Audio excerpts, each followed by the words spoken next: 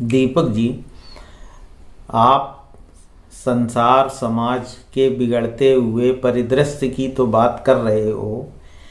दीपक जी, कभी आपने सोचा कि पहले जितने भी बच्चों के नाम पुकारे जाते थे समाज में, तो माँ का नाम पहले आता था।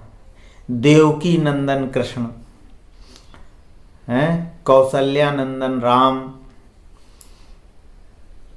कुंती पुत्र अर्जुन। देखिए, बच्चे स्त्री या पुरुष हो, बच्चा हो, बालक हो या बालिका हो, बच्चे की पहली पाठशाला, पहली गुरु, पहली निर्माता तो माँ ही है।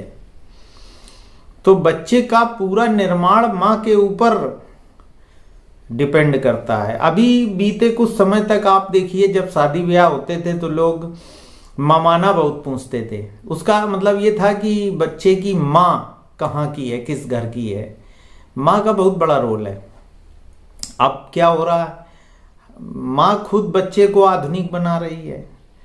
लड़का हो या लड़की हो, आधुनिक कपड़े, आधुनिक चीज़ें। और हम घर में जब चर्चा भी करते हैं तो यही कहते हैं कि हमारा बेटा बड़ा होके इंजीनियर बनेगा, डॉक्टर बनेगा, कलेक्टर बनेगा, मतलब खूब पैसा लाएगा। भौतिक साधन हमारे पास खूब हो जाएंगे। हम भौतिक साधनों की चाह में उसको किताबी ज्ञान तो खूब देना चाहते हैं, ट्यूशन लगाते हैं, बड़े स्कूलों में पढ़ाते हैं, बच्चा बड़ा बन भी जाता है, भौतिक साधन भी इकट्ठे होने लगते हैं। लेकिन आज क्या हो रहा है, तमाम बुजुर्ग माँ बाप, उनके एक दो बच्चे हैं, वो पढ़ लिख के हैदराबाद में, कर्नाटक में, विदेश में नौकरी कर रहे हैं। अब वो बुढ़ा बुढ़िया रिटायर होके बंगले में रहते हैं, किराया आता, पेंशन आती, लेकिन उनके पास बीमारी में या अनुभव बटाने के लिए, बातें करने के लिए, जीवन के छोटे छोटे सुखों के लिए जब रिटायर हो जाता आदमी, उनकी चाहत होती, उसके लिए उसका कोई अपना नहीं होता। वो बुजुर्ग दंपत्ति पार्क में टहलते हैं, कुत्ते पाल लेते हैं, बिल्ली पाल लेते हैं, उनसे अपना जीवन समय काटते हैं। आप देखिए, इस तरह की सोसाइटी हैं, जैसे कानपुर में विनायकपुर सोसाइटी, तमाम बुजुर्ग दंपत्ति वहाँ रिटायर होके रहते हैं, बड़े बड़े बंगले हैं, खूब पेंशन है, लेकिन एकांकीपन, अकेलापन, क्योंकि किसी के एक बच्चा है, दो बच्चे हैं, पढ़ लिख के सब विदेशों में सेटल हैं, कहीं कोई हैदराबाद कर्नाटक में सेटल है।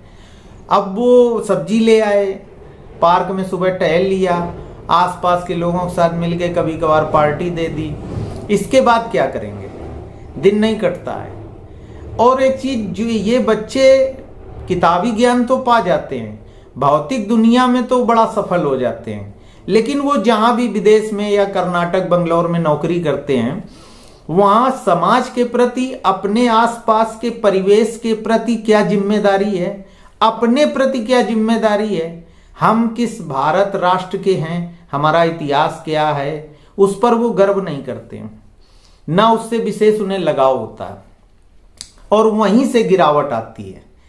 वो जिस नौकरी में होते हैं वहां बेईमानी करने लगते हैं, और अधिक पाने की चाह में तमाम विकृतियां पैदा हो जाती हैं। तो जीवन का जो ऊंचा उठना है, वो भौतिक दृष्टि से तो ऊंचा उठना है, लेकिन आत्मिक दृष्टि से और सांस्कृतिक दृष्टि से भी तो ऊंचा उठना है। उसकी निर्मात्री माँ ही है।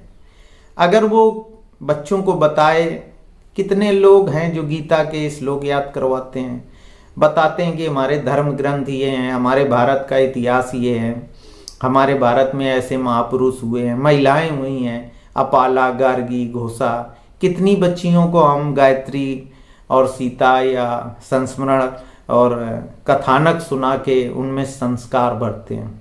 फिर ये बच्चे जब बड़े होके कोई गलत कदम उठाते हैं, कोई लव जिहाद का शिकार हो रहा है, या कोई दरोगा बना या नौकरी किसी में गया, लोगों का शोषण कर रहा है, अपने परिवार, अपने रिश्तों का शोषण करने लगते हैं, इतने स्वार्थी हो जाते हैं।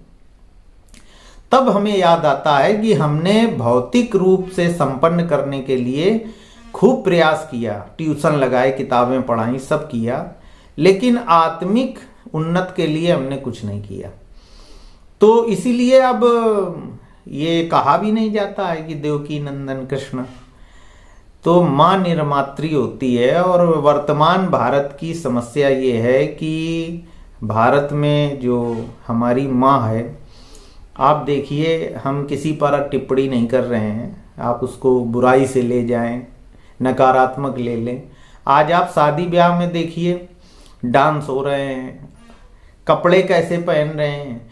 तो जब हमारी उम्र दराज माएँ जो हैं वो बच्चा बनना चाहती हैं, फैशन करना चाहती हैं, अपने बच्चे बच्चियों को उस तरह के कपड़े पहना रही हैं और भौतिकवाद में सब डूबे हुए हैं, तो फिर आगे चल के हम ये उम्मीद कैसे करते हैं कि वो बच्चे हमारे लिए या संसार के लिए या हमारे परिवार के लिए संस्कारी होंगे, कुछ हमारे काम आएंगे। उसको भोग रहे हैं सब लोग। तो दीपक जी, आप इस दिशा में कभी विचार करिए कि जो बिगड़ाव है वो हमारे भारतीय परिवारों के संस्कार खत्म होने से हमारे अंदर से निकल रहा है। इसमें किसी सरकार का या समाज का दोष नहीं है। सरकार आपकी रक्षा कर सकती है, सड़कें बनवा सकती है, सेना रखेगी, सरकार इस तरह के सब काम कर सकती है, लेकिन भारतीय घरों में जो हमारा अपना पारिवारिक जीवन है उसकी व्यवस्था तो हर व्यक्ति को स्वयं करनी होगी ना। हम उसमें गिरावट आ रही है। स्कूलों में नैतिक शिक्षा के पाठ होते थे पहले, वो भी बंद हो गए। तो आपके सवाल का ये उत्तर है, इस पर विचार करिए आप जो है।